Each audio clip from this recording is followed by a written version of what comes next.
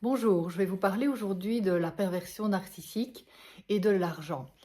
La perversion narcissique est une pathologie de la personnalité qui s'organise autour de la recherche de pouvoir sans limite. Et ce pouvoir, il est acquis par l'argent dans notre société. Et donc, ce pouvoir, eh bien, le pervers narcissique l'exerce par sa prédation sur des proies qui ont des ressources financières ou matérielles afin d'augmenter ce pouvoir, que ce soit un partenaire, un ami, une relation professionnelle. Grâce à ses capacités de séduction, il installe une emprise psychologique où il peut exploiter les ressources financières de l'autre. Il y arrive en jouant le rôle de sauveur ou de victime selon les failles de celle-ci. Si sa victime est fragile émotionnellement, par exemple si elle sort d'un deuil, il jouera le rôle de sauveur. Si par contre elle est empathique et en plus protectrice, eh bien il se fera plutôt passer pour une victime. Le pervers narcissique utilise l'argent pour séduire dans le rôle de sauveur et il se montre à ce moment-là très protecteur envers la victime qui est en recherche d'une aide. Il propose son aide pour ensuite exercer un chantage affectif avec l'argent et il dénigre la victime à ce sujet. Par exemple, il aide sa proie à trouver un emploi, mais ensuite il fait du chantage au niveau sexuel. La victime subit le harcèlement sexuel. S'il s'agit de la relation par rapport à un enfant, eh bien, le parent pervers narcissique corrompt son enfant financièrement et matériellement. Il exerce ainsi son emprise sur l'enfant. Il l'achète par des cadeaux disproportionnés, particulièrement si les parents sont séparés, afin d'utiliser l'enfant comme arme contre l'autre parent. Il peut ainsi dévaloriser celui-ci et en donner une image très négative par des mensonges répétés, une transformation des faits auprès de l'enfant. Le pervers narcissique peut diviser aussi ses enfants avec l'argent, car il octroie à l'un des avantages financiers qu'il n'octroie pas à l'autre.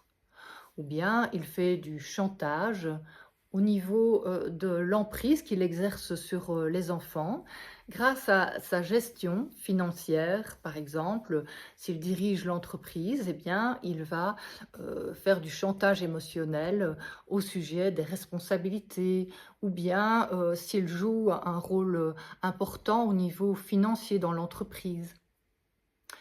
Opportuniste, il choisit un ou une partenaire aisée financièrement en se rendant indispensable. Et donc, il se rend indispensable sans empathie, sans sentiment. Il est juste là pour faire croire à la victime qu'il est intéressé par elle au niveau psychologique et émotionnel, mais en aucun cas il n'est connecté à ses émotions. Il joue un rôle de sauveur.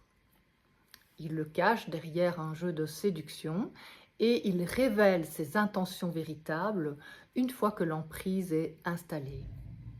Il peut se rendre indispensable en prenant tout en main au niveau de l'organisation matérielle, financière, au niveau de la prise en charge des enfants en commun, au niveau de l'avancement de la carrière du partenaire.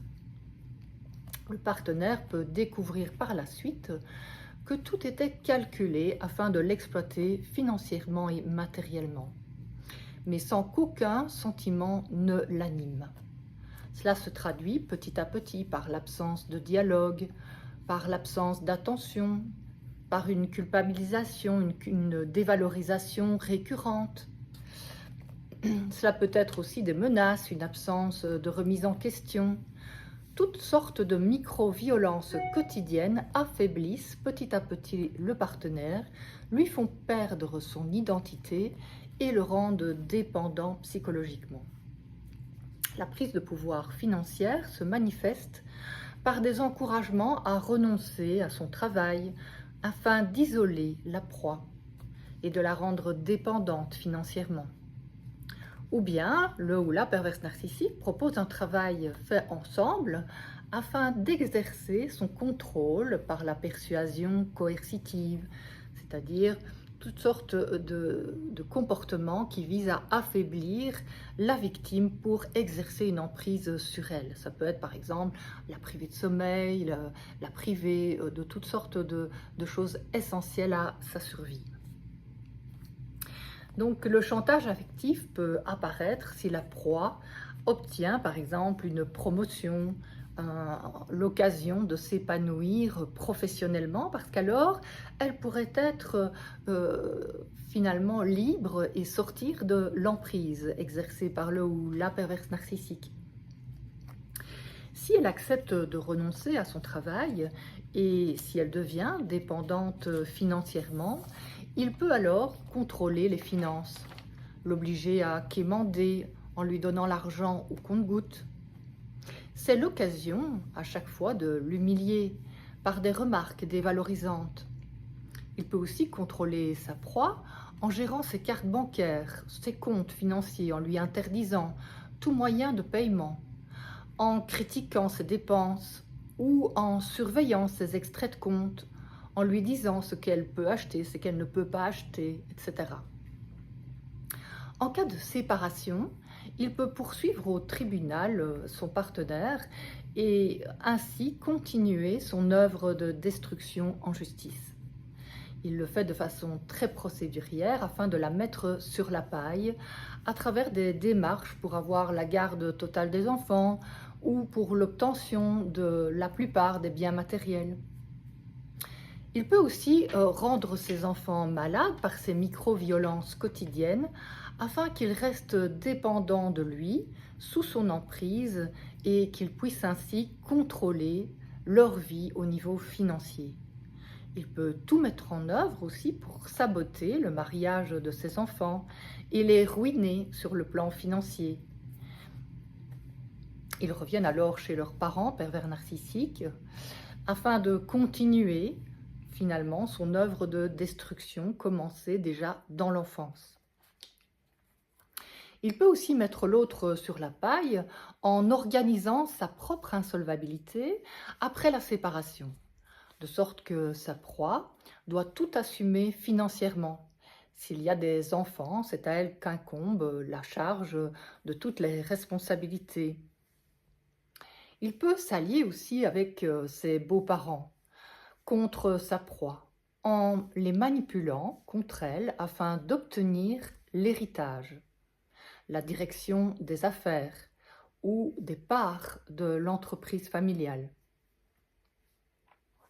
Il discrédite parfois sa proie dans son milieu professionnel, afin de lui faire perdre son travail et ses ressources financières. Il empêche souvent toute négociation chez le notaire en cas de partage des biens, afin de ruiner sa proie et de continuer son harcèlement moral.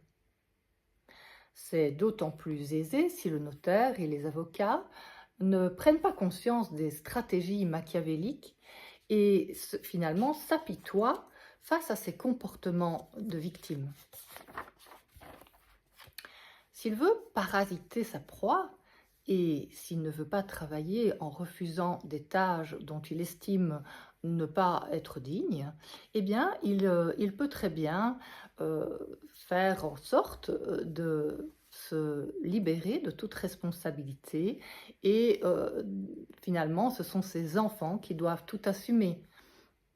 Il passe ainsi son temps à les dénigrer et il peut finalement laisser les enfants finalement prendre toutes les responsabilités sans que lui n'en assume aucune. C'est vrai aussi du partenaire ou de la partenaire. Si c'est elle qui assume toutes les responsabilités et que lui, finalement, parasite sa vie, eh bien, la victime s'épuise aussi bien psychologiquement que financièrement. Et c'est ainsi qu'il peut alors l'humilier et la rabaisser à son aise. Lorsqu'elle est épuisée, psychologiquement, matériellement, eh bien, finalement, il ne trouve plus aucun intérêt à vivre avec ce partenaire ou cette partenaire. Et là, il lui fait vraiment sentir à quel point elle n'est rien. Il peut très bien la jeter comme un Kleenex et chercher une nouvelle proie nourricière. Donc vous voyez que dans tous ces cas, eh bien, tout cela est fait de façon tout à fait déshumanisée, sans culpabilité, sans remords. Tout est calculé, il n'y a aucune spontanéité, il n'y a aucun sentiment humain, si ce n'est finalement un intérêt financier et donc une recherche de prédation, une recherche d'exploitation à tous les niveaux, que ce soit les ressources psychologiques, les ressources matérielles, financières, relationnelles. Eh bien, tout cela est calculé pour augmenter le pouvoir de ce pervers narcissique, homme ou femme. Et cela, c'est vraiment sa manière de survivre à ces traumatismes passés. La recherche du pouvoir se fait essentiellement par l'argent. Et donc, cet argent, eh bien, il est prêt à tout de façon très machiavélique pour l'augmenter sans limite et au détriment de la santé morale, de la santé physique de sa proie. Et cela peut être aussi bien son ou sa partenaire que ses enfants, son employé, son collègue. Eh bien, tout cela est fait de façon tout à fait machiavélique. Et donc là, c'est vraiment une grande différence avec les pathologies narcissiques grandioses ou vulnérables, car chez le narcissique grandiose, comme chez le narcissique vulnérable, c'est juste finalement une question d'ego, de recherche d'admiration, faite de façon assez impulsive, qui est l'enjeu fondamental pour combler une faille narcissique. Alors que chez le pervers narcissique, eh bien, il y a cette dimension perverse qui est vraiment liée à la prédation et qui est vraiment liée à cette recherche de pouvoir par l'argent, cette recherche de pouvoir qui se fait vraiment au détriment de l'autre, sans négociation, sans dialogue possible, si ce n'est la destruction de l'identité de sa proie. Et donc là, c'est vraiment un acte de vengeance par rapport au passé qui est vraiment présent dans la relation à sa proie. Une vengeance qui se traduit par de l'hostilité et cette prédation au niveau financier ici dont je parle, bien que la prédation, évidemment, elle est d'abord psychique pour pouvoir avoir cette emprise et obtenir les ressources financières et matérielles. Voilà, si vous voulez en savoir plus, eh bien, vous pouvez lire le livre que j'ai écrit Les victimes de pervers narcissiques, sans questions-réponses, qui est paru aux éditions Ellipse, où en 100 questions-réponses, j'essaye de décrire eh bien, toutes justement ces situations où la victime est confrontée à l'emprise et comment se libérer de cette emprise. Notamment, il y a une question sur les micro-violences au niveau financier. Donc, c'est aussi pour la victime une petite mine d'or pour trouver des ressources et se reconstruire. Donc, si vous avez aimé cette vidéo, eh bien, vous pouvez mettre un j'aime sous la vidéo et je vous souhaite une bonne journée.